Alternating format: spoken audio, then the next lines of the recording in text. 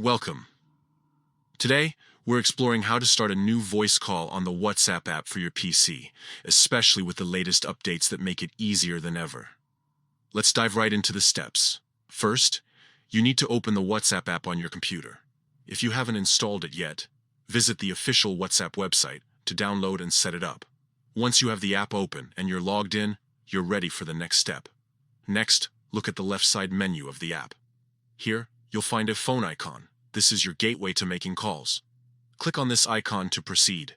Now, it's time to find the contact you want to call. You can do this by using the search bar at the top of the screen. Simply enter the name of the contact you're looking for. This feature allows you to quickly locate anyone in your contact list without scrolling through all your chats.